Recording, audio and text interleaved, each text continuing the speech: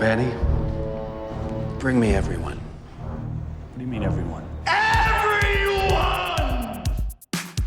I have come here to chew bubblegum and kick ass. Barry Manilow know that you raid his wardrobe? Let me explain something to you. I am not Mr. Lebowski. You're Mr. Lebowski. I'm the dude. No one is to stone anyone until I blow this whistle. You can't fight in here. This is the war room. Surely you can't be serious. I am serious. And don't call me Shirley.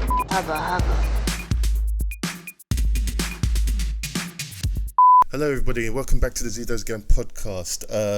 After a crazy week, we are back and joining us today is Salmon. How you doing, Salmon? Good, how are you? Yeah. Tuesday. Bison's Day. And Sach, how are you doing? Yeah, I'm doing good, man. I just got that Bison's Day. Oh, right. Bison! The day I graced your village, it was an important moment of your life, but for me, it was merely Tuesday. Or something to that effect. I know he said something to that effect, but that piece of dialogue was the best thing about that damn movie. Not seen the film, so I couldn't tell you. Oh, yeah. So that, and to be honest, Raul Julia, he was a really good M. Bison. I felt he was fine. He was fine. There was nothing wrong with him. His performance, he looked like M. Bison, and more importantly, not M. Bison. Is it M. Bison? Yeah, M. Bison. Yeah. I was getting confused with Balrog, but for obvious reasons, that for people that are Street Fighter fans, you know, in Japan you got the name switch there between the two characters. But anyway, yeah.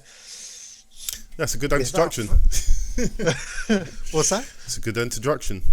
Yeah, random stuff. Anyway, Street Fighter, the movie. Do we need a reboot? Probably not. It's already had a reboot, dude. Oh, okay. Does it need another? No. No. All right, then. Moving on to the first trailer, the 355 or 355. Yeah. Starring Jessica Chastain and a few other individuals. Directed by Simon Kinberg. Now, you know what? What's up? Before I even knew that Simon T. Kinberg was involved, which was literally about 5 seconds ago, what did you guys think of the trailer? It looks alright. Looks like a standard bug action film.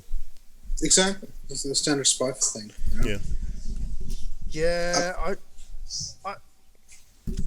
Yeah, that's why I didn't like it. I was like looking at it, I was like, it looks quite studio generic kind of stuff, especially by a trailer standpoint as well. It's like you've got like the pop music and then you got the standard trailer beats, and then it was just like, okay, there's action, but it's all like safe action, nothing that made me go, oh shit. You know what I mean? Like that looks sick. There was no money shot basically for me to go, oh my god, I want to see this movie. I just thought it was a bit lackster, but like you guys said, standard kind of action movie kind of thing. But that's just me. What do you guys think? You okay, or am I being too harsh? Haven't given the film a second thought. That's the thing. That is the thing, which I'm getting at. It's an action film. It looks like the spies and espionage. I should really dig it, and I'm just looking at it, going, nah, I've seen it all before. And then I saw it was Simon Kinberg, my good friend that directed the cinematic classic that is X-Men, Dark Phoenix, and the writer of X-Men, The Last Stand. Yeah, I wonder if there's any Phoenixes in this movie. It's to be seen. But yeah, it's a keeper. Well, it's a keeper. Let's put it this way: that the whole thing looks very standard. Not only it looks standard, it feels standard. But you could argue, because it's all women's, lead cast, it's not forced. Like other movies that have been done recently, they want to push the women actresses in the front of the line, sort of a thing, but they kind of forced it, and it turns out to be really shit. That doesn't look like that. It looks like it actually could pull it off. I mean, better than those at least. Yeah, here's hoping it does. Yeah. But then it'll be interesting to see Simon Kinberg do a film that's a low to medium range budget film to see what he can do, because I think to judge him on X-Men Dark Phoenix alone would be a bit too harsh as a director, considering he was kind of forced into that project. In terms of the writing, it looks like he's taken a pass at the writing. He's done a pass like of the writing, because it looks like there was a script developed before by one of the writers of NYPD Blue. So hopefully it's all right, and hopefully has a story for it, but we'll have to see. But again, I'm a little bit concerned because it just looks a bit too generic, a little bit too sterile. Everything looks too clean, man, for an action film, but we'll see. Kind of does, yeah. But the thing is, there are a bunch of actors in this that tend to make good decisions. I hope due to that, this turns out to be a good one. I mean, I haven't seen Jessica Chastain in a shit film. Have we? I can't remember if I have. X-Men Dark Phoenix? Oh, yeah. Yeah. See, I forgot she was in it, see? Yeah, she was in it, man. Yeah. Yeah, see, I completely forgot about that. Yes, probably the last few years she's been coming out with pretty good yeah, ones. That's right. She was really good in Molly's Game and a couple of other films. So, yeah, she's always generally good. So, yeah. I'm just hoping I'm using their selectiveness to hope that this is actually a good one, not the fact that the director and the producers, not people I generally know, because I don't really follow their movies. I mean, they produced, I think, did they produce The Martian, or did they write The Martian? I'm not too sure, actually, but if they had something to do with The Martian, that could only be a good thing. They didn't. Yeah, that's the thing, because I love that flick. Yeah, his name is on it. Oh, okay. That's cool. I can confirm that in a second if I figure out what he did for it. I have a feeling he produced it. If not, there must have. Oh no, produced it. Yep. Okay. Yeah, they're a producer. Right. According to IMDb, so there you go. Joe, any thoughts or? No, I'm never. He's already finished. Oh, okay. He was just like, not watching this film. I'm not interested in it at all. It's Mission Impossible has kind of, considering how small the cinema world is now and how small it's going to get, I think there's only space for a Mission Impossible or a James Bond or something that's substantial at the moment. Doing a film they have to bring something real special to the table for that genre to really change it, I feel.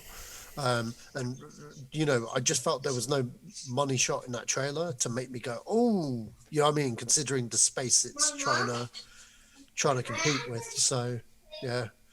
Okay, next. Is this film trying to be in the cinemas? Is that what they're trying to target? I think it was originally a cinema release, but who knows? Like everything else, it might go straight to Netflix or something. So it has a potential to do that, though. Yeah. They're advertising it as brought to you from the studios and the producers of Jason Bourne. It's not going to work. Doesn't mean anything. I mean, the Bourne series kind of stand on their own. I don't think being a part of that will having any association with that's going to make anyone watch this film. Yeah, no, I need to rephrase that. Not producer, the studio. Wow. Studio. So that Universal. That means next to nothing. Yeah. So it looks like a theatrical release until they announce it's coming to VOD. But yeah. All right. So next up we have Minamata. I hope I pronounced that right. Starring Johnny Depp.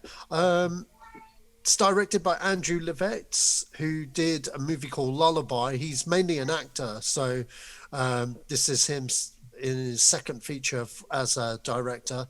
To be honest, I'm quite intrigued by this trailer, to be quite honest. It looks like a very good character piece for Johnny Depp.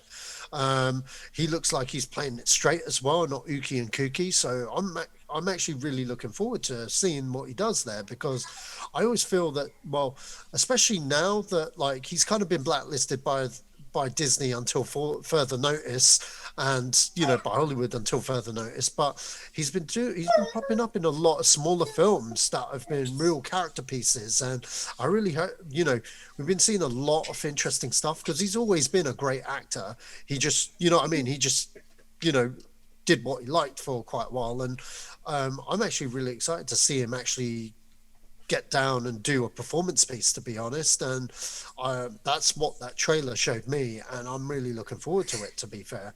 What did you guys think? I didn't see I it, agree with you. unfortunately. All right. I completely agree with you, man. I mean, not only that, it kind of reminds me of good old days of Johnny Depp, like where he's trying something new. I mean, he has not put on the same stupid accent that he usually does when he does a British, accent or an American one. Different posture, different everything, and forget about all that. I mean, the story itself intrigues me quite a bit, and the trailer's done very well. So let's hope that it delivers, because the trailer's done its job. It's pulled me in. I want to go and see this thing. And you didn't see it, did you, Joe? Oh, no, didn't see it, no. Okay. All right. So next up we have Come Away, starring Angelina Jolie and who's in there? I could never pronounce his name. Michael Caine's in there. I can pronounce Michael Caine's name. Oh, sorry, David Oleo, I think. Isn't it Olegu? What's his name? I've butchered his name. I'm really sorry. He's but yeah, his name is Oleo. Oleo, yeah. Yeah, it looked okay. It looks like it's really going for Oscar season. Here, we'll see how it does. It's not really my cup of tea, to be honest. These kind of films like Christopher Robin and stuff like that, I'm sure it's good, but it's like one of those ones. If I catch it on a Sunday afternoon, I'll probably get into it more, if that makes sense. And I always find these kind of films always tend to either surprise me or they're exactly what I expect them to be, if that makes sense. Well, let me put it this way. It reminded me of Finding Neverland. I mean, we just saw Johnny Depp, that's right. the other one, and he's in this one. It's about the same story. And Finding Neverland was about the guy who wrote it. This is supposed to be prior to writing the story. I'm not sure if he's in it, the character itself, the novelist. I'm guessing, because the way the trailers portrayed it is kind of supernatural, kind of adventurous. I'm guessing it's a bit different, but, more or less the same. Yeah. So I'm not expecting major differences. I'm literally thinking it's going to be the same film, just done by different people and different characters. Yeah. How about you, Joe? Again, didn't see it. Didn't see it. Well, did you find it? Did you like? It sounds good. It does sound good, actually. It's a good. Sounds interesting. I mean, let's put it this way: it's probably a good Sunday watch. You know what I mean? Like during the day, not late at night, sort of thing. Yeah, Sunday afternoon, a matinee kind of film. Yeah. Exactly.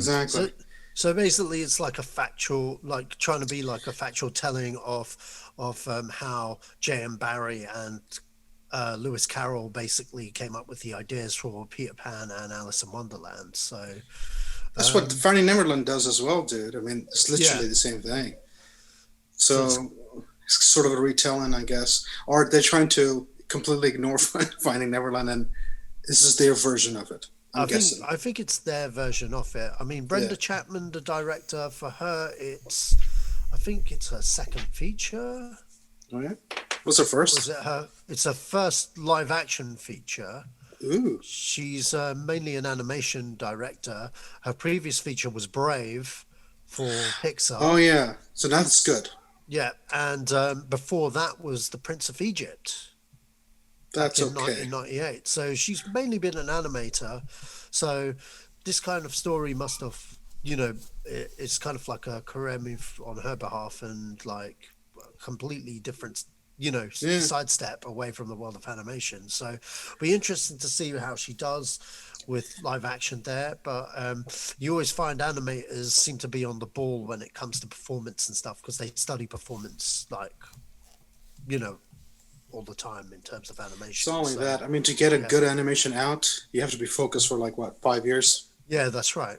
And if you look at, she's just following on the greats like Brad Bird, who came out straight out the gate with Mission Impossible Ghost Protocol and various other stuff, and he did Iron Giant, so we'll see how it goes, man. Okay, next up we have Mank, which is basically another kind of retelling in a way. It's showing how it follows the screenwriter of Citizen Kane and how that film was developed, and just the relationship between him and Orson Welles. It's been directed by David Fincher, and it looks like they're going for a black and white kind of feel and making it feel like the films that were filmed back in those days. It's already had me sold on the fact that David Fincher's directing it, and is that Gary Oldman in there? It is Gary Oldman. Okay, he is the lead. He's the main. Yeah, he's the lead. So so Gary Oldman as the lead, I'm sold already. And if that wasn't more enough, you've got David Fincher, and David Fincher, aside from Alien 3, depending how you feel about it, he hasn't really done badly, to be fair. So yeah. I'm excited. Any thoughts on Mank? Yeah, it looks like a piece from the time period, the 1930s or 1940s or whatever they're depicting, and it's even the imagery, the graphics of it feels like a 1930s 40s film. It's got that energy. I don't really have much more to say about it, really. I'm interested in watching it, but I know it's going to go straight to streaming, so yeah, whatever. Is it going to straight to stream? Oh yeah, it's a Netflix film, isn't it? I think so. Yeah, I'm not too sure. I think it is. Yeah. Sure. Yeah, I think it is. Yeah. Let me have a look. Let me just confirm that before we just. Oh yeah, it is definitely. Definitely fulfilled. Well, it kind of reminded me of like the Leatherheads, the Good German, the Good Night and Good Luck, all of those George Clooney films. Right? Yeah. I mean, they all are those films, and they were done very well. But I mean, they didn't really make any money. That was the thing about them. I hope this does, because the thing is, I really like Gary Oldman, and he hasn't put a foot wrong in a while. And the people involved are really good. And so let's see, and let's hope that it is good. It's definitely intriguing. And I haven't seen Citizen Kane. I should really. And it's on the iPlayer right now, so I'm going to go have a look at it afterwards. If this film is on Netflix, then it'll be, I guess it'll be trending for a couple of days or a week and then disappear, just like everything else. Sure. I can't see if it is or not because it's not listed at least on IMDb as one. Maybe it is. I don't know. I don't know. Anyway, go on, Sacha. Okay, so next up we have The Education of Frederick Fitzel. Fitzel? Yeah. This looks like a mystery kind of horror kind of fit. Well, only towards the end of the trailer did it give off kind of like a horror vibe, but I like to say mystery thriller, to be honest. Yeah. Due to the way that they've kind of presented itself. It had me intrigued a little bit, but I'm not. Again, like the first trailer we talked about, it was nothing. There was no hook for me, really. But what did you guys think? I didn't see this trailer. Trailer started very slow, dude. At least for me, and I thought it just sounded like a depressing old crap that I've seen 1,000 times before. And it kind of starts off like one of those early Ashton Kutcher, trying to be thriller, trying to be serious, and he doesn't know how to act anyway, so it doesn't really help. But this guy does know how to act, so I'm hoping better things. But you're right, at the end of the trailer, it kind of intrigued me that he's looking for something, and we're like, okay, what is he actually looking for? But barely sells it. Yeah, so that's right. I don't know. Maybe there needs to be another trailer or something, or at least leave it that way. Maybe that intrigue is enough for people to come and say, "Hello, I want to see what's it about." Really? Yeah, I don't. All I know is if I saw that in the cinema, I probably would forget about it 5 minutes later and just be like, on to the next thing. You know what it reminded me of? When as soon as it started, the Mothman Prophecies. That's a good film. I know, but then it kind of went into the butterfly effect-y sort of a look, and then it took a turn to we don't know what's going on kind of look. You know what I mean? It started off kind of nice, kind of fell, and then intriguing. Yeah. I'm saying it seems like whoever's done the trailer is probably their first time. Yeah. All right. All right. Next up, we have the Addams Family 2 announcement trailer for 2021 Halloween. Not really much of a trailer because it was an announcement trailer, but no one knew that they were working on a sequel. The first one did the numbers. When did it come out? Last year or the year before? Addams Family. Didn't we watch it this year, I think? I'm not too... No, it wasn't this year. It was probably last year, I think. I'm trying to remember. I can't... You know what? As soon as you said Addams Family, my brain just went to the 90s movie. It came out in 2019. There we go. Yeah, so it was last year it came out, last Halloween. It was the animation that came out, right? That's right. Yeah, that's right. Yes. Yeah, that wasn't that bad. It was all right. I mean, it wasn't that great either. I mean, I'm kind of surprised they're doing a second one. Well, it made the bank. Kids movie, well-known IP. True. I didn't think it was that bad. It was entertaining enough. I think MGM like put this one out, so I guess for them it's like, you know, a good IP for them to keep churning out these things.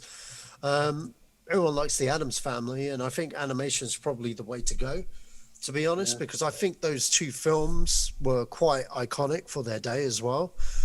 They still hold up now, funnily enough, but the animation was good, I felt. And hopefully, I didn't think franchise when it came out. I thought it was going to be one and done, to be quite honest, but looks like there's an audience for it, and that's good to know because I do like the Addams Family. Well, as you can see right now, I couldn't even remember the movie, so no, definitely didn't think there was going to be another one. I kept on thinking of the Christina Ricci film from way back when. When was that? Like 94? I can't remember. Yeah, it was that era. It was it Christopher Columbus that directed those old ones? I can't remember, but I just remember that Christopher Lloyd as Uncle Fester. I think that came out in 91. 91. Oh, wow. Yeah. Damn. Addams Family Values. It was Barry Sonnenfeld that directed that. And it is. Yeah. And Addams Family Values 93. Addams Family Reunion 1998. Hang on, there was a third one? Yeah. I didn't even know that. I didn't even know that. Was that with? That couldn't have been with Raul Julia. It's all been recast. That is with who's the guy in Clue? Oh gosh, the butler in Clue. Tim Curry. Yeah. Tim Curry is Gomez. Yeah, that came out 22nd of September 1998. Tim Curry's an elusive cat, man. He just shows up randomly. I only found out recently he voiced Palpatine in like the last season of Clone Wars, man. Sorry, the last season, not the recent. No, don't worry. I didn't know. I didn't know that either. Oh man! All right. What's next? Next up, XXX4 has been. Dude, I did not know there was a 3. Yeah, there was a 3, man. There was a 3. I'll get more into 3 a bit later, but XXX4 has been pushed back due to a lawsuit amongst the producing companies, and it looks like Vin Diesel's probably like making the call on that because apparently when I looked into it briefly, I think he's like a majority shareholder or something. That's something they said, something that I took from the article, but I was only briefly looking at it. But the reason why I put this out, do we need a XXX4? What's your thoughts, guys? Are you excited to see the return of Xander Cage? I haven't seen the other 2, sorry. So I couldn't. It's not something that excites me.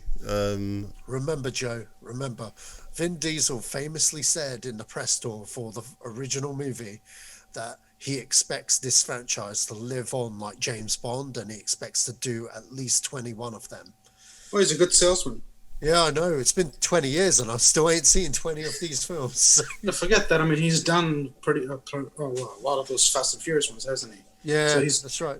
So at least he's got his odds Yeah. in. 2 movies, 2 franchises. He tried a 3rd and 4th one. They were even worse. You know, not that one. Actually, the second sci-fi series he tried to start. Oh, Pitch Black. Not the the black Riddick. ones were good. Oh, right. The Riddick and Blacks were good. They did well. I'm talking about the second one where he's Oh, trying to take a girl from one place to another. Season of the Witch? Not Season of the Witch. God, Witch Hunter. No. I know the film you're on about because the director slandered that movie before it came out and refused to show it up to the premiere. And I remember watching that with Leo, and Leo got up at the end of the film and said, like in the middle of the cinema, said, "What the fuck did I just watch?" And everyone applauded him.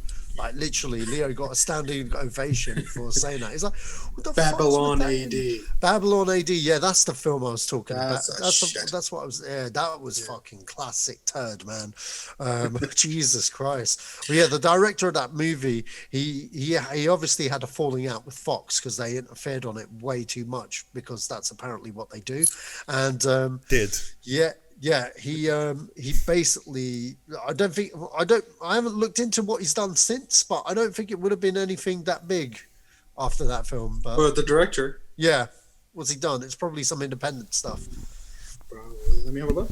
Well, why not? Let's have a look and start sticking these. That's a bigger story. This is a bigger story than Triple X4.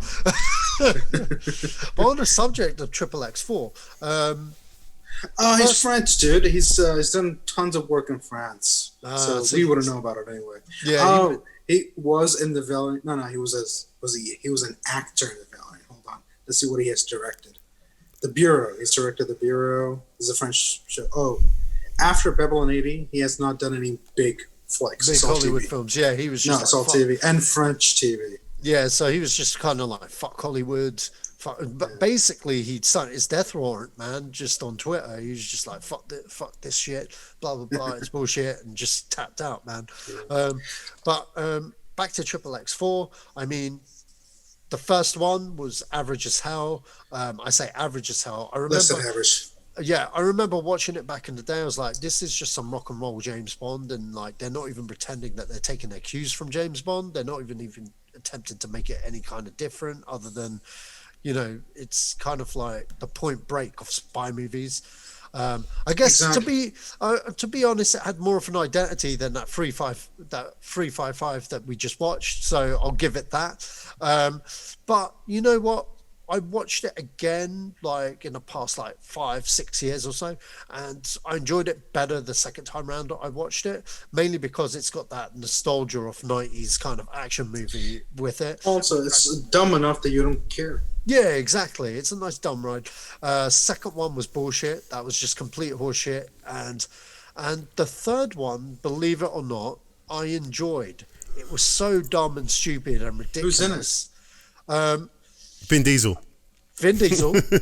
Hang on, wait. I'll give you the cast. Hang on, wait. I'll give you the cast now because wait. So he didn't come back for the second one. He came back for the third one. Yeah, that's right. Yeah.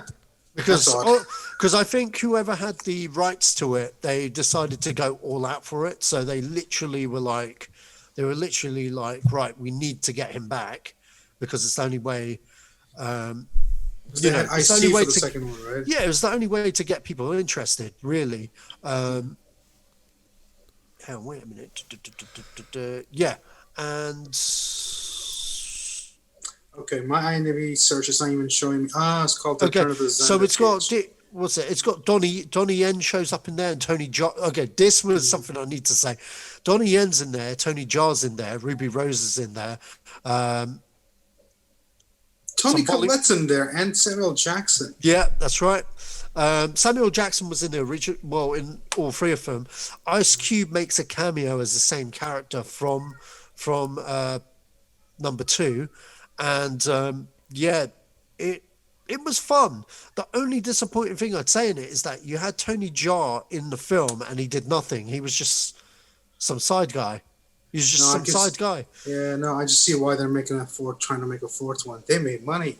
Yeah, They made money, and I'm pretty sure Diesel wants to do it because he needs another franchise when they pack in the Fast series. Yeah. Whether he'll do 21 of them, I doubt it.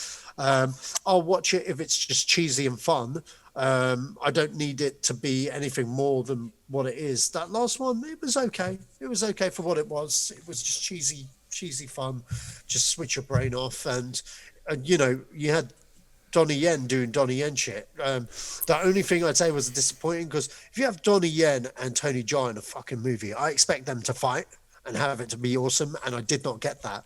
Tony Jaa was just literally side guy, just sat there. He may as well have been an extra. The guy just showed up and got paid, and that was really disappointing. I just think every time Tony Jaa comes to Hollywood, it disappoints, because like, this is Mr. Onkback, and then the last time I saw him in a film, he has a fight scene with fucking Paul Walker. I know Paul Walker died and stuff, yeah, but please don't beat up Tony Jaa. You and I know they don't know what to do with him, and it's an Asian guy that made him a villain. That's it. Just I mean, think about it. Yeah, the Raid guy, right? He was brought in for the Mark Wahlberg movie, again a villain, right? Yeah, I mean, but he didn't get taken out. He did a lot of kicking ass in that movie. True. But if you think about it, other than Jackie Chan, everybody else was made a villain. Yeah, you're right. Jet Li. Jet Li was half the villain, half the... Yeah, but you know what? Yeah, but the thing is, Jet Li, and all those guys, they at least had a decent fight scene, and they were prominent in the movie. In Fast and Furious, he was just some next dude. There wasn't a role for him. He was just some dude that fought him on a trailer and got taken out within But that's what it is. That they just brought in to make bank. They know people want because they are fans of him. I think this is a completely different podcast, man. Asian actors brought into Hollywood, or let's say foreign actors brought into Hollywood. Just to use their name. I'll tell you what, the biggest disappointment was when you had the guys from the Raid show up in The Force Awakens. Wasted. Because I remember when the trade said they were in them, I was expecting big things for the lightsaber battles, and we did not get fuck all, man. We just got bullshit. But anyway, moving on from XXX4. Actually, there's a good segue from here to the Matrix one you have on the list, on the docket. Are we still talking about it? About the action scenes being done? Oh yeah. See, the segue is this: that sometimes a good idea is a marketing tool that you tell what you have done, like they did the previous time when they shot the first Matrix, right? Yeah. But sometimes it's a good idea not to do it and let people come in and see it for themselves and then explain it. So my opinion is of that let's let her keep the secret right now, and let when the movie comes out, tell us about it. Yeah. But in terms of Matrix 4, so sorry, I got to readjust everything there. So, I know. I jumped all the way down the list. Yeah, you jumped down the list. I didn't expect that. Because it's a good link.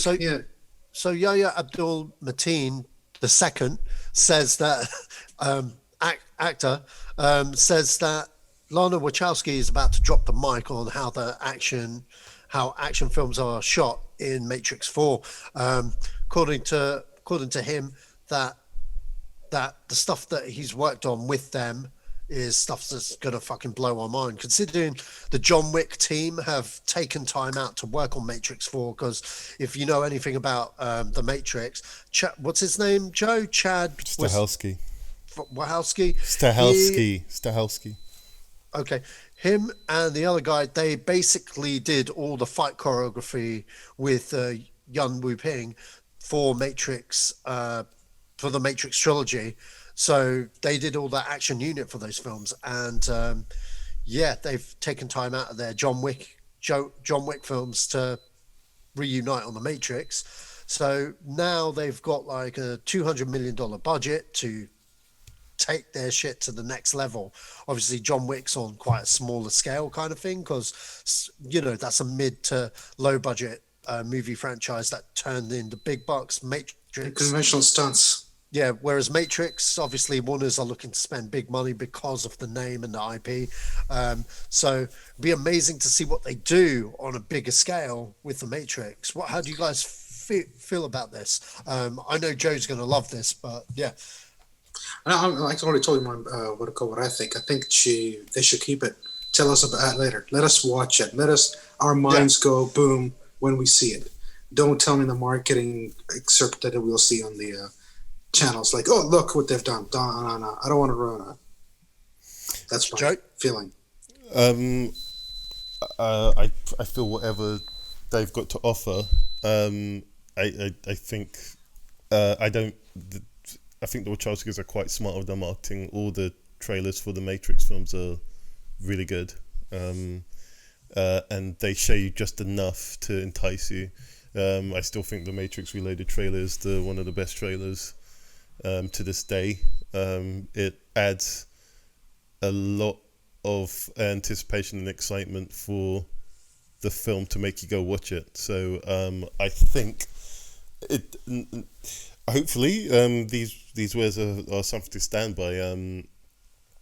I don't know what they have in store, but if John Gate is still involved and whoever the visual effects supervisor is and the stunt coordinator is and the choreographer, I think if they're working in unison to bring something unique, then I think it will be, if this film does end up being in the cinema, I think it would be really good to see, but I think it's going to be wasted on, if it goes straight to streaming, it's going to be wasted on people visually. I think I don't have a doubt in my mind, and especially if they're telling the story that I think they're telling, it's going to be pretty interesting. Speaking of Yahya Abdul-Mateen II, he's just been cast alongside Chris Hemsworth and Anya Taylor-Joy for the new Mad Max Furiosa movie.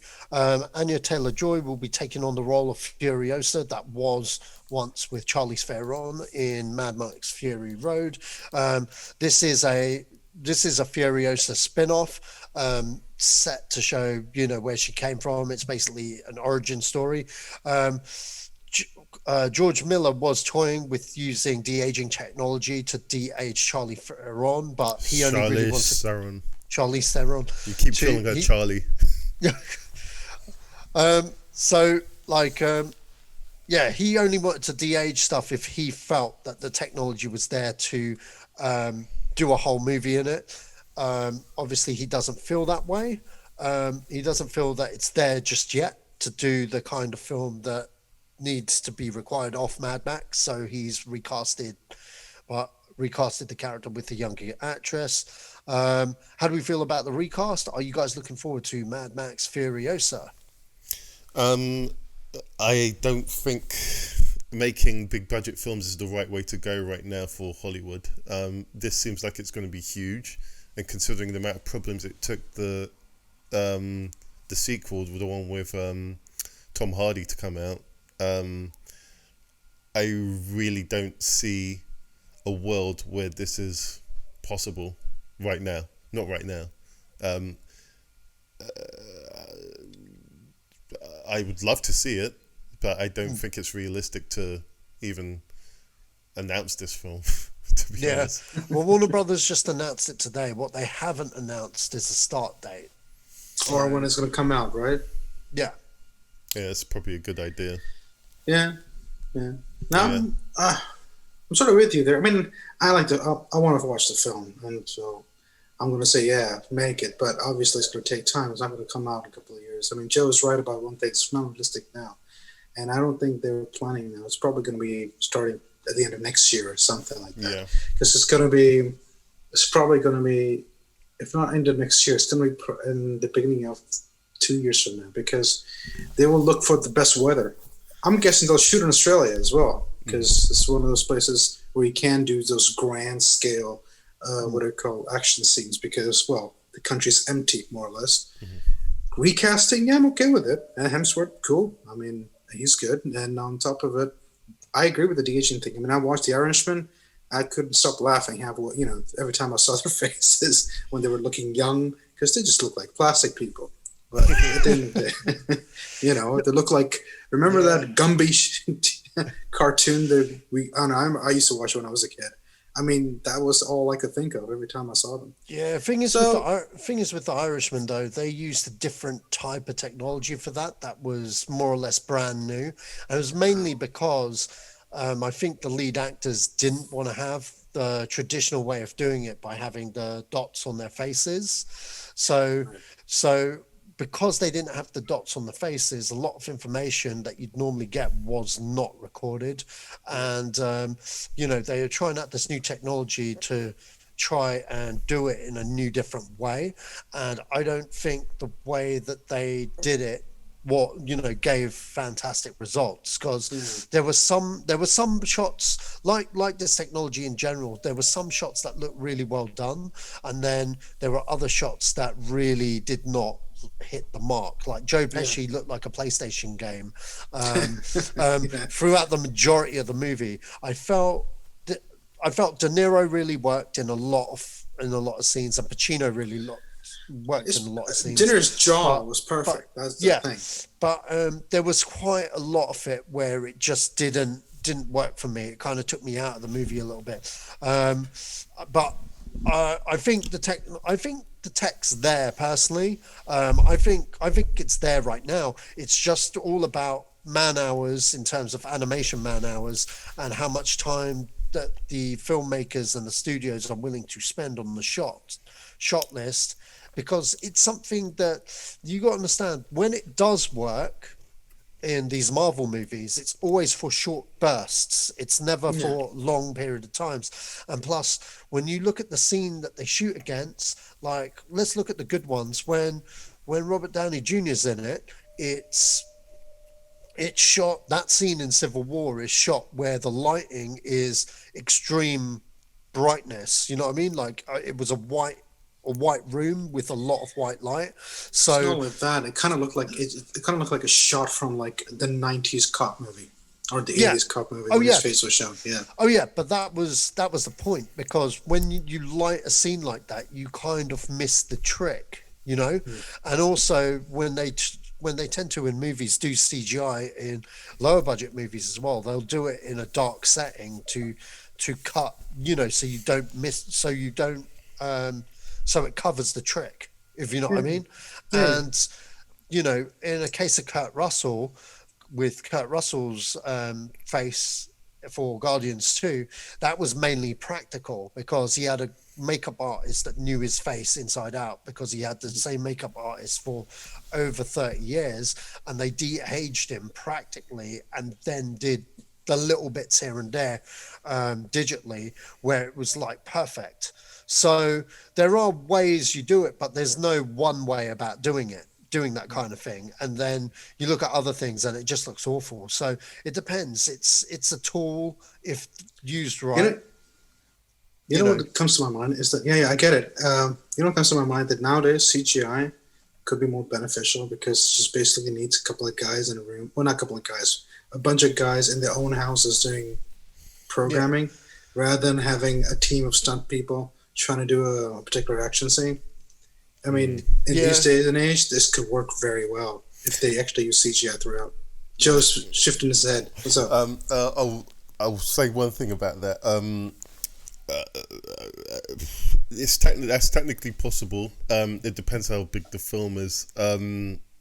I've only worked on 3 films, but those films that I worked on, there was a lot of you need rendering power, and I understand. That's the only thing I think would be standing in the way of doing anything like that. You need a rendering farm to send that stuff to.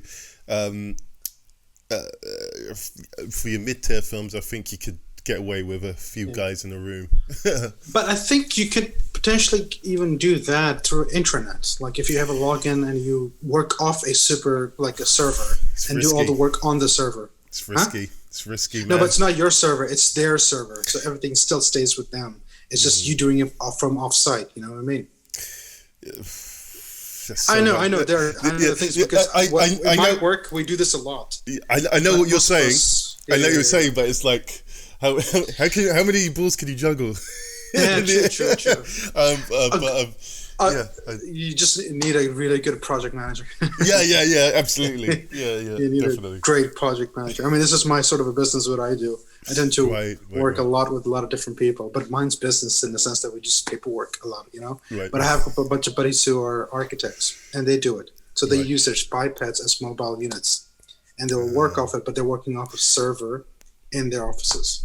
So, I'll give you, for instance, so this year I was working on the Olympics, and the company whose server that we were using went down over the pandemic, so we had to go in. So we had to do work at home, go in, upload, come back home, take some work, come back home, do the work, go in, and that's what everyone in the building was doing. So when your server goes down, it's no joke. It's no joke. It's no joke. Yeah, I know. So yeah,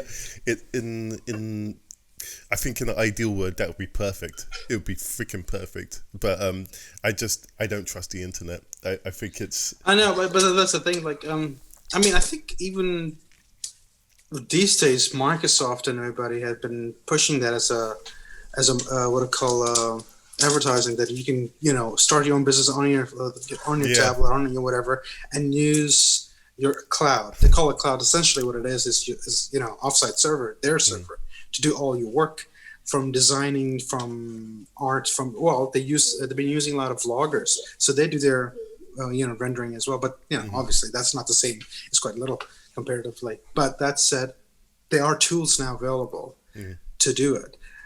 I'm quite sure if you can get around. I mean, the thing is, at the end of the day, they need to get some work done, right? So I would invest into that.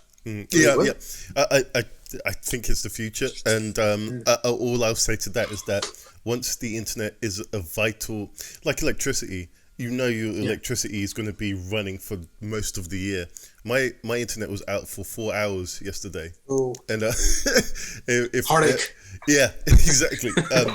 I mean, luckily I don't have to rely on the internet too much, but it's. I mean, because we were in lockdown, it happened quite frequently through lockdown. But until it becomes that thing that's always on, no matter what, I will take my hat off to the internet and doing work anywhere. But until then, sort it out, guys. The entities. It is funny that nowadays I switch on the TV and I realize my TV signs in. So you're like, it's signed in, and it throws up alerts like, it hasn't signed in, so we can't check this or that. Right, I'm like, who cares? But then I go, let me sign in just to make sure they haven't updated some sort of software or something like that, or hardware up there, something. So everything really does sign in, which is so funny though. But I don't disagree. But I just there's an exclamation mark on the end of that. No, I agree with you. The problem with that is that always will exist. A server going down, or some sort of interruption between your communication between your unit point of what it called POS to the server, right? And that is always going to be the trouble. But that said, you're hoping that the infrastructure is decent enough nowadays, especially where you are, like in this country especially, where we claim to, we have this and we have that have a decent one, that you can work, So I know what I have at home, the service that I have is pretty good, and I do really well. But I know my neighbors who don't, they are always moaning, and I'm like, you're paying a lot more than I am. You should really switch to this, because they don't provide anything else but internet.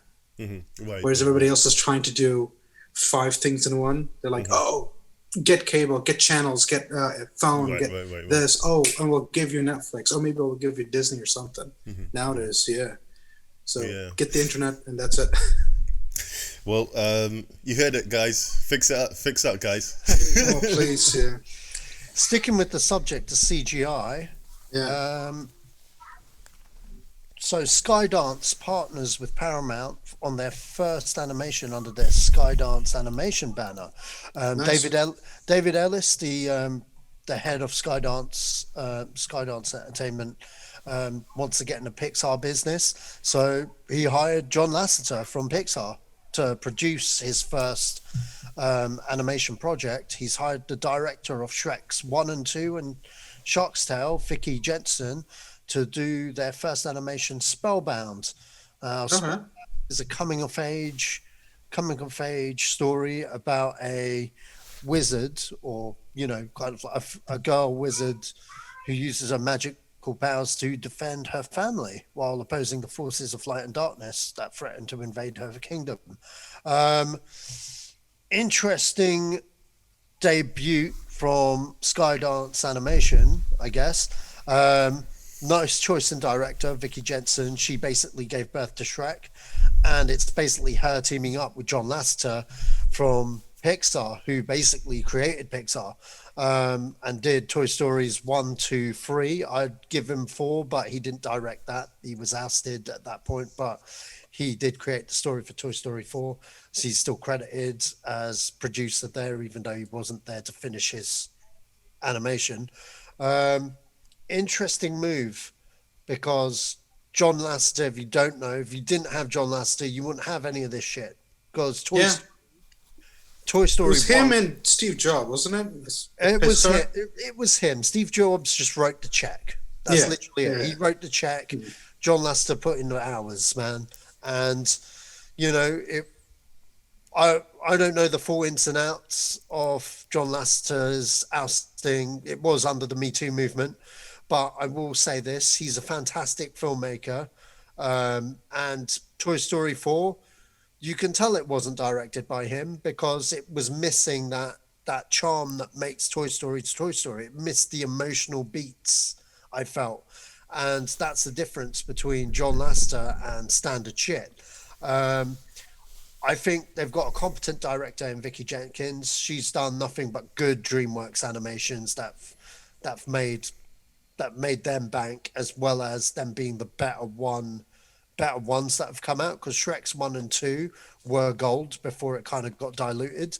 And it'll be interesting to see that team up and what quality the animation will be compared to all the other houses that are out there, because obviously you've got Weta coming out with their animation studio as well, and during this time with the pandemic, it looks to be where everyone's going at the moment, because it's something you could do from home and have teams, and like you said, project managed a lot better than a live action movie. So have you guys seen from Archer to what's it called?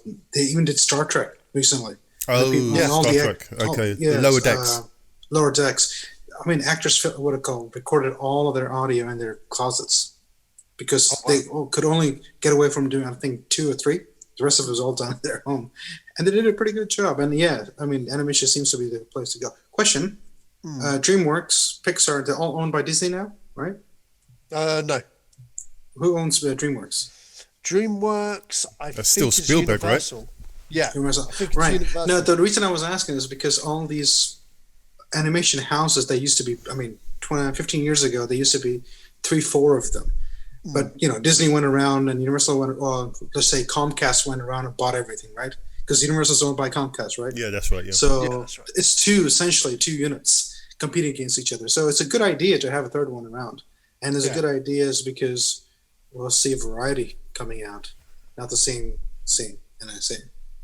You know what I mean? Yeah, I know 20th Century Fox's Blue Sky Animation, they did the Ice Age movies and the movie Robots and a load of other films.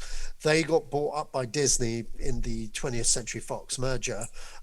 No word on when the next Ice Age is coming out, but we'll have to see what Disney do. Well, Rain is still alive, so they'll probably will come out. Yeah, so, but yeah. Any thoughts, Joe? On the Skydance thing? Yeah. Not really. Tell them to open an office in England so Joe can work. I'm not joking. These guys are opening up what are called studios all over Watford and everything. But why aren't they opening animation houses there too?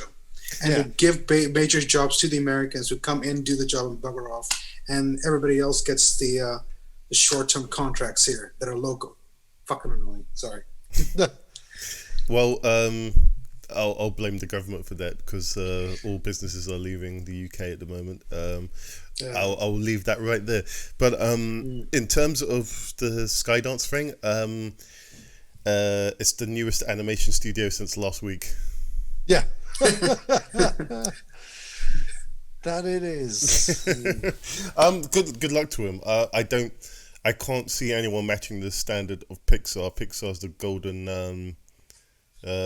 golden child at the moment, and for the past 20 years in terms of excellently animated things. So I think I don't know where they're going to place, because the everything's changed so much. The amounts of money these studios want to make, that they're just not going to make in the next year or so. Yeah, they've been spoiled, haven't they? Yeah, it's just not going to happen. And so I all these announcements, all these mergers, all these things. I'm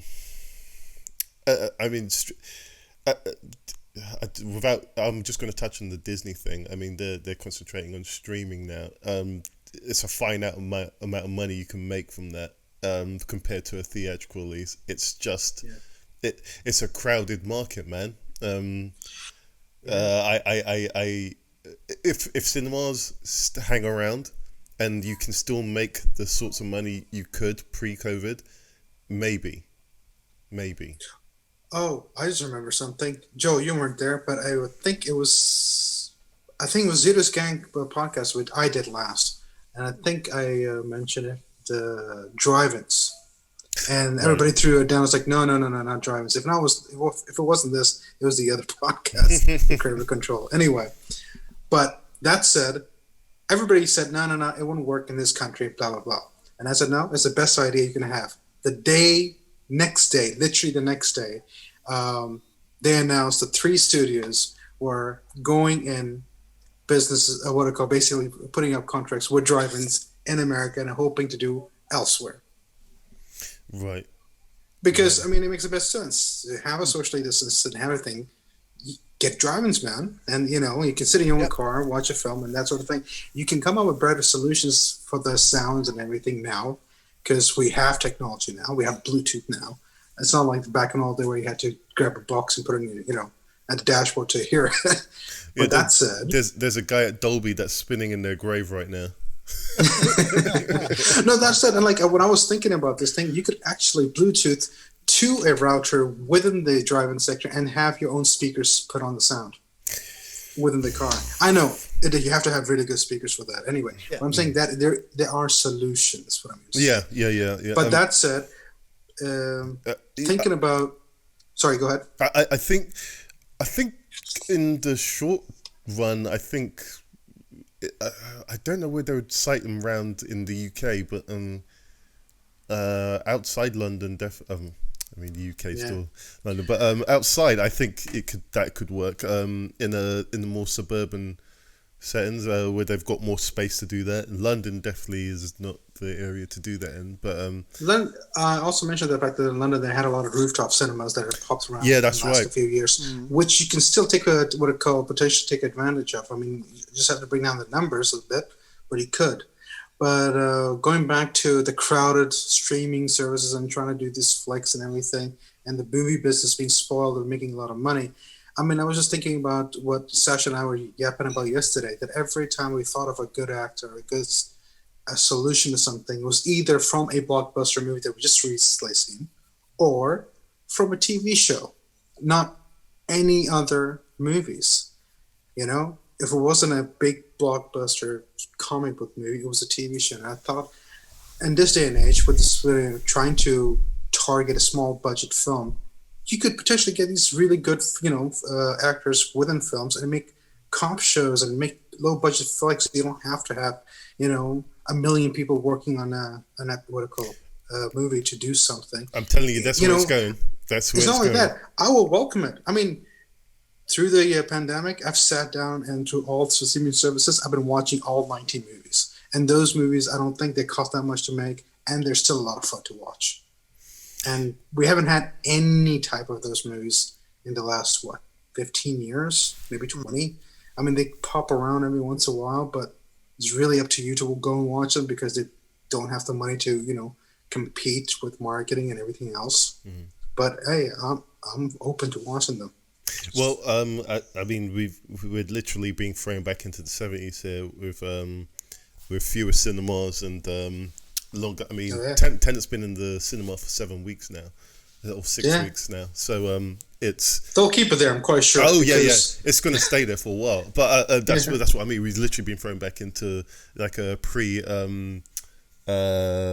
what do they call those cinemas? The pre-multiplex. Multiplex. Pre-multiplex cinema, and films are staying in for weeks or months now. Or a year. Oh yeah, we'll see how it goes. But I think Star Wars was in the cinemas for like a year or something like that. Yeah. I remember episode 1 being out for a while. Because I wasn't alive then. I was born in the 80s. My mom, though, she went in Detroit, middle of winters. She went and watched it, and the film came out I think a year before, but it was still there, so she went and watched it. It's really odd. I don't know where things are going, and that makes me fairly nervous. in terms of where film's going. But hey, anyway, yeah. Okay, so next up, Chris Helmsworth and Miles Teller are to join John Krasinski's Spiderhead. Spiderhead's this project's more or less like a mystery thriller that he's directing. Any thoughts on Spiderhead? I mean, from what we've got to go on, I mean, director and actor of what's the film called with Emily Blunt? Don't know. Her husband directed it. He's directing this. Oh right, guys. Just giving you my internet's giving me a warning about it may go out. Oh, okay. All right. Sorry, dude. That's not who's directing it. It says here. It says Joseph Kosinski. I don't know who that is. Yeah, that's the actor. That's Jack Ryan in the TV show. John Krasinski. No. It might be his brother. It's maybe his brother, but that's not him. Is it not him? Joseph. No, dude. I've not seen this dude before. I'm looking at his pictures right now. I don't know who this guy is. Oh, I know who that is. That's the director of Oblivion. Oblivion. Yeah. And Tron Legacy. Yeah, Tron Legacy, right, Top Gun. Okay. Yeah. Sorry, my bad. I got them mixed up. Yeah. Sorry. Okay. So my view on this movie is completely changed. He's a competent director. Top Gun's Top Gun's the trailer sold me for Top Gun. It looks amazing. It looks like they've done stuff with aircraft that you're not going to see. Yeah, I mean I think they're doing to Top Gun what they did to Mission Impossible, because Christopher McQuarrie wrote this, right? Wrote Top Gun. Yeah. Right. Yeah. So I have no doubt it'll be a good film. Yeah. I mean, the Spiderhead, not a lot's really mentioned. Well, I just read what it says over here, and it says that in the future, with the what I call convicts are offered a chance to volunteer as medical subjects. Right. Okay. And one of them is being tested with a pharmaceutical capable of generating feelings of love and questioning reality of his emotions and sets out to discover the truth. I kind of feel like I've seen this, but I think it was something else. I don't know what. THX 1138, The Island kind of vibes. Oh yeah. Yeah, maybe. I don't know. Wait a minute. What was that film in which the guy's a prisoner and he's frozen? Demolition Man. No, not that one. That's the only one you need to know about. That's true. I just saw that like a month ago. Again, I cannot stop watching that film because it's one of those films that you can easily watch it like a million times. Do you know? I've only ever seen it once. Seen it once. Yeah. I think I've seen it. I must have seen it at least in the last 10 years, once a year. Wow. I've only seen it. And never sought out. I saw it when it came out. Oh, it when it came out. And I think it was one of the first. It was 15 when I was 15. So I watched it in the cinema. Yeah. Yeah. Now, I watched it on tape. at home. Yeah. The first time. Somebody gave it to me, I think. And then in the last 10 years, what it is that I think it makes the rounds on the streaming services. Yeah. So I've got both Amazon and Netflix. So one time it sort of shows up. And when I'm really dead bored, I'll just watch Demolition Man. So basically what we're saying is the movie has to be better than Demolition Man. Demolition Man didn't have anything to do with emotions or being tested. It was something else did. I'm quite sure I've seen this somewhere, either a TV show or that, because I watch a lot of sci-fi shows, a lot of sci-fi films, even the really, really, really shitty ones, because they're just funny and stupid. Because usually what happens is you have a guy who has so much motivation, so much dream to make a film, and he's got like $5, so he ends up making something, But, you just feel like they're putting their heart into it, and it's a lot of fun. But you get a lot of great ideas out of them. And I've noticed a lot of the times people have watched movies and said, "Oh, have you seen this? It was amazing." Like, what was that film called? Cesario? Emily Blunt was in it. Sicario, right? Yeah. People watched it and said, "Did you see it? That was amazing. That was amazing." I'm like, "Yeah, I saw it, but I've seen that film." And he goes, "What do you mean?" I'm like, "Well, I've seen that story like 5 times, including the remake of The Bridge, the Swedish version, to the British version, to now the American version, had the same damn scene in their like 3rd episode of like Sicario scene of them going into Mexico and coming out. That there was a whole episode of that, and that came out over almost 2 years prior to the movie. I'm like, I've already seen this, but obviously people hadn't seen that show, so they didn't know what I was talking about. Right. Is that like a? So I missed half the conversation there, but was it? Oh no, we're just talking about tangents. We took tangents. Well, we're talking about the fact that the idea doesn't sound original to me. Like, I think I've seen this before somewhere, some other film. Right. And the idea that sometimes is either a smaller film or like a TV show that has done this before, and now it's just being done in a film. And that's what I was talking about, Sicario, that's like people loved it, how it was shown, them going into Mexico, the drug cartels and how they do things and how all that, let's say, the violence and all that. I'm like, I've seen that before. And I had seen it in the show called The Bridge, which was the remake of the original Bridge from the Swedish TV show. Right. But they did it, the Swedish TV show was between Sweden and Denmark. Over here in America, they did Texas and Mexico. Right. And they had the whole thing was in that show, the first season. And it came out 2 years prior. I'm like, dude, it's the same thing. You guys are moaning about nothing. And he's like, "Oh, it was amazing. Emily Blunt." And that. I'm like, calm down. Just watch the show. I've already seen this. They've done it. No, because the thing was, what irritated me was the car scene where they drive into Mexico, grab somebody, come back. Identical. Right. Everything else is somewhat similar. That was identical. Okay. Oh, anyway, let's move on. I just went into a stupid tangent. It's all right. It's good. Tangents is what this podcast is about. Yeah, exactly. Okay, and our last topic for tonight is Ice Cube teams up with Night Watch director who's producing this, not directing it. I'm going to butcher this guy's name. I can never pronounce this guy's name. Tim, can someone help me here? Hold on. Tim. Got it. I can't see his name. Ice Cube. I can't even see Ice Cube's name. Down the bottom. Oh, oh right, yeah, I see it. Beckman. Bekimtov. Bekimtov. Maybe. He's probably South African, right? No, he's Russian. No, he's Russian. Ah, well. He's Russian. Okay. He's Russian. We've just Billy Butcher, his name, and Bekimtov. I can't pronounce it. Sorry. Okay, this was a really good film. Night Watch.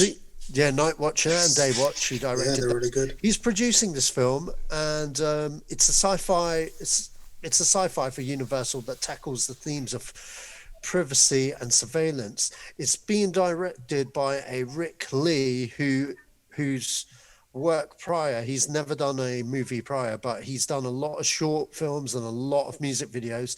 He's also a visual effects artist that worked for Industrial Light and Magic on films such as Tears of the Sun, Pirates of the Caribbean trilogy, Minority Report, and various other stuff. What's he doing? The CFX guy. What's he doing? He's directing it. It's his first credit as a movie director. So it looks like it's a proof of concept thing by the look of it, to see what he could do as a director here. And it looks like quite a low budget affair, but it's interesting to see that Ice Cube's in a sci-fi. That's what I took out of that. But What was the last sci-fi he's done? He's been in He's been in another sci-fi film. That Mars film, the other one with the. Oh yeah, robot. Ghost of Mars with John Carpenter. Oh yeah. I've never actually seen that. Here's the thing: I want to watch it mainly because it's a John Carpenter movie, and second of all, like all John Carpenter movies always get slated when they're released. That seems to be the thing with him. Every time he brings out a movie, always gets slated, and about 20 years later, it's deemed a classic. So. That's something I got to go track down. All I remember of that movie is the poster, and I remember Jason Statham being on the poster. I was like, "Huh?" Is Jason Statham in it? What? Yeah, Jason Statham's in Ghost of Mars. I thought that was who's one of the Batmans? God, Christian Bale? No, the other one, No, Val right. Kilmer. It is Jason Statham. Val Kilmer. No, that's the other Mars film. Ah, Yeah.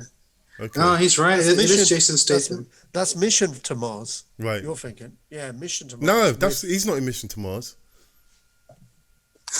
Is he not? I don't think so. Mission. That's a Brian De Palma film, right? Yeah. No, he's not in that one. To Mars. No, he's not. There was another film. Yeah, with Val Kilmer. there's a Mars film with. It's not Ghost of Mars either. It's definitely a Mars film that came out in Yeah, '98. I'm with you. I've seen it. I think it came out the same time as the other Mars film we just mentioned. Wasn't something called Red something? Red Planet. Red Planet. That's Red it. Planet. There we Yeah. See, I told you it was Red something. go. I'll tell you what, it wasn't John Carter of Mars. It wasn't. You know that. what? I was actually thinking of that movie as well. I was not thinking of Ghost of Mars. I don't think I have seen it. Right. What? You haven't seen Red Planet, or you haven't seen? No, John I've seen Carter? Red Planet. No, I've seen Red Planet. I've not seen Ghost of Mars. Oh, you've not seen Ghost of Mars? Okay. No. Oh, damn! This film had Carrie-Anne Moss in it and Tom Sizemore. Okay. There had a lot of people in there. Yeah. Kiss Bang Bang. I'd I watched that. remember watching it, but I can't remember whether I liked it or not. It's a horror film, but it's kind of Black Mirror-ish. Well, yeah, it's about this crazy robot. I'll leave it there. It's worth watching once. It's worth watching once. Yeah, it's worth watching. It has a great ending. I can't remember the ending. It's quite bad. That's what I mean. Yeah. The ending is the best thing. It kind of goes, oh well, okay. Man, you know what? It's a shame that fucking John Carter was not a fucking series of films. And you know what? I found out about that recently. That was thrown under the bus at Disney. They were making it, and their intention was to do loads more, and they basically threw it under the bus because around the time of making it, they got in talks with George Lucas over Star Wars. And then what happened was Bob Iger was like, well, we can't really promote this movie because if we're getting into bed in buying Star Wars, we don't want George to think we're competing against him. And it was quite literally the train of thought for them. That was a dumb move. Yeah, it was a dumb move. So they literally deliberately threw that movie under the bus to acquire Star Wars, basically. To throw Star Wars under the bus. Yeah. But the whole point, but that really upsets me because it's kind of like, well, John Carter wasn't a bad movie. But didn't John Carter get like literally killed in the media? I mean, like everybody was like, "Oh, it's a flop." I'm quite sure. No, it flopped because marketing wasn't that great. No offense, that's nothing against the marketing people. It's mainly down to Disney not pushing it, because when it came out, nobody knew what it was. You know what I mean? Did you like it though? Yeah, I loved it, man. I thought I enjoyed it as myself. I enjoyed it. It was a really good film. I really wanted to see more of that world and stuff. And there's loads of other books. And, the director of that, he was the director of Finding Nemo. And, he literally did that as his big movie project, and he wanted to go on and do more John Carter movies. It was a passion project for him. And then he needed to go back to animation and do Finding Dory after that movie flopped. And yeah, man, it was a bit of a shame that didn't become like a series of Mars movies, man. But oh well. They had to go make Star Wars, eh? They had to go. Yeah. I don't know. I know this is not a Star Wars podcast, and if I start, it's going to be a fucking, you're sitting there, Sasha, Anyway. Yeah, I know. But if you'd like to join the Star Wars podcast and vent and be angry, this is the place to do it. But at the same time, a better place to do it would be my boy John. John's podcast, aka the Krylo Ren podcast. No. Do is cry about Star Wars. I'm not just calling cry about it. Just the fact that I just want to add to one small little thing is that I enjoyed Star Wars films that weren't part of the series. Yeah, I agree, because Mandalorian was great. Yeah, Mandalorian, the Rogue One, and the Rogue One and Solo. And Solo, I enjoyed that. I know it wasn't yeah. that brilliant, but it was nice. It was quite simple, Everything else just seemed like they wanted to put all the, let's say, everything that people liked about the old one and shove it into this, and no story and no idea what the hell was going on. But hey, everybody was there. Everybody was there. Everyone was there until they wasn't. Until they weren't. Until they weren't. Oh no. Anyway, let's move on. Star Wars is just that's it. Fight now. That's it. That was the last thing. One more thing I want to touch on lightly is what film was it? Do you know? Oh gosh, it's completely left me a blank now. I had this already while you guys were talking. Sorry. No. Do you know when you have something that? I'm going to talk about that all the time. And then, no. My brain has decided to stop working. Okay, fair enough. What is? Are you getting any train of thought? Or do you remember the last? Just start saying them out loud. It's gone. Oh no! It's gone. Oh no! And I'm quite sure as soon as we stop this, it's going to come back to me. You'll be like, That's it. I remember that. The Ryan Reynolds film about the video game. What is that film called? Free Guy. Did you see the trailer to that? Yeah. That's. It looks generic, but I think it might be quite funny. I changed my mind on it. All right, cool. Now I'm expecting it to be a Ryan Reynolds movie. I'm expecting to be another. Well, what he annoyingly said that he cannot think of Ryan Reynolds without being a Pikachu. But that's what it's going to be. Look, that guy's on a roll. He teamed up with the writers of Zombieland and did Deadpool. And those guys, those two writers, they've had other projects they've been wanting to make for ages, like Detective Pikachu. If he'd never done Deadpool, he would not, Pikachu would never have happened, and that was gold as well. Mm-hmm. And then what did they do? Hey, we got an action movie we've always wanted to do. Ryan Reynolds, I'll do it. And then next minute, Michael Bay picks it up, it gets made. Then they're on a roll, him and those two writers, and as long as he keeps getting the success, we're going to get that brand of humor from those guys.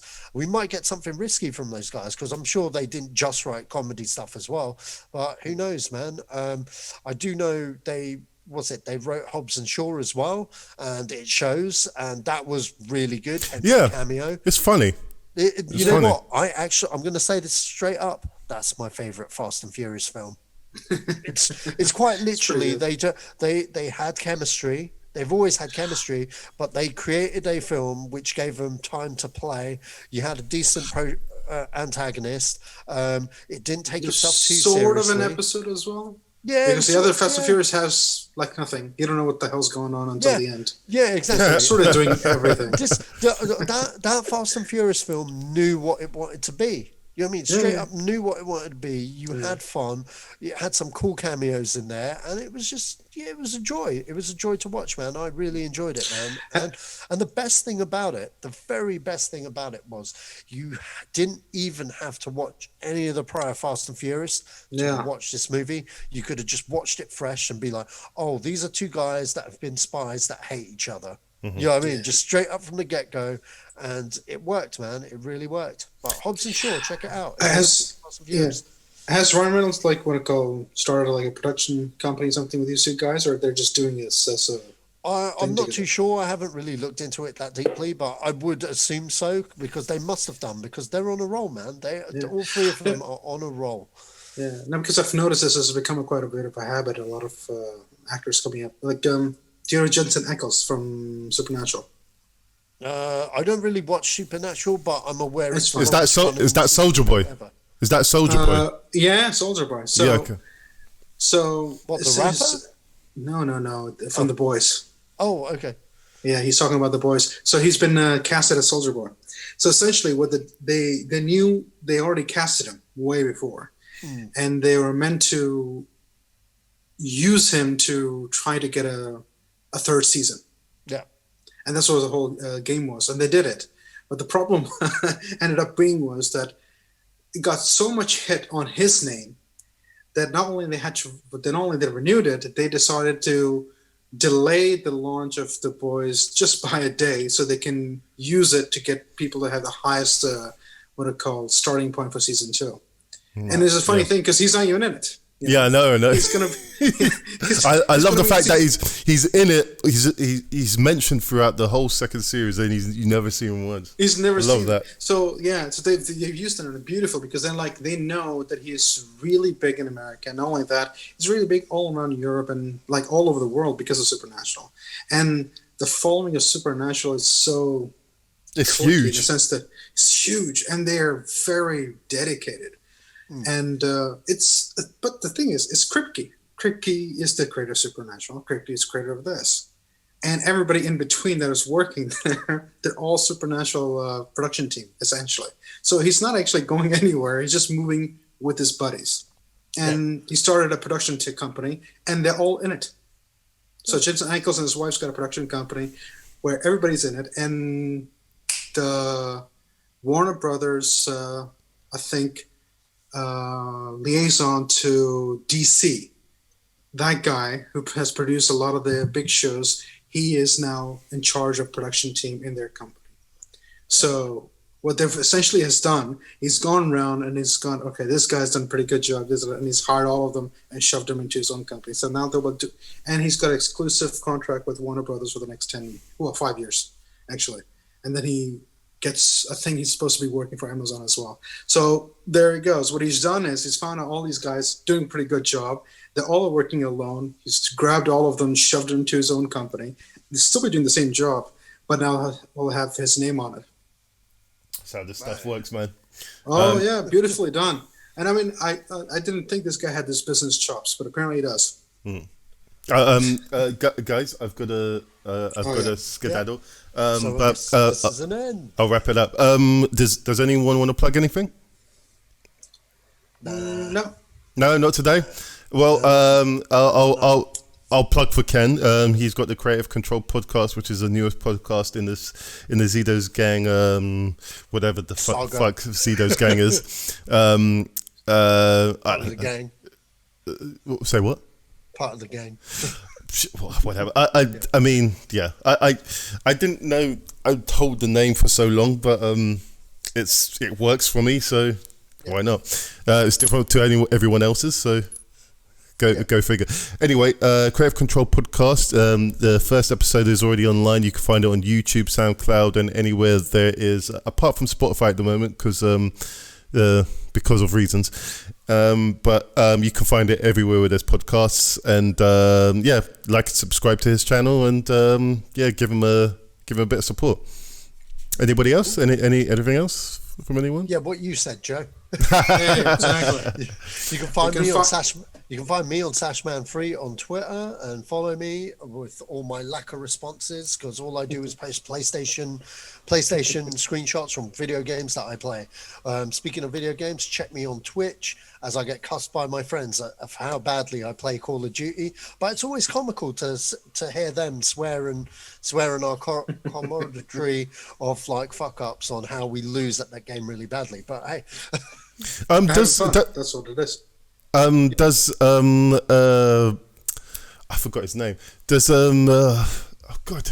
Adrian, does he realise that he's at the end of every podcast? Yes, he does. What did he say? What did he say? He laughed and he said, "Yeah, it's all right. Crack on." He's not at the end of just this podcast. I put him at the end of everything I do now that goes on live. Everything you do. Yeah, everything. So he's become a signature end to any podcast then. Oh yeah, to any podcast, any bit of video that I show, he's at the end of it. I found that. If you made a feature film, would you put him at the end of the feature film? Absolutely.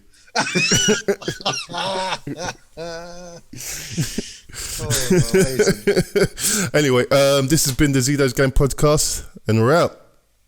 Bye bye. Go on, do it. Come on. I am the man that killed Jamie Lannister.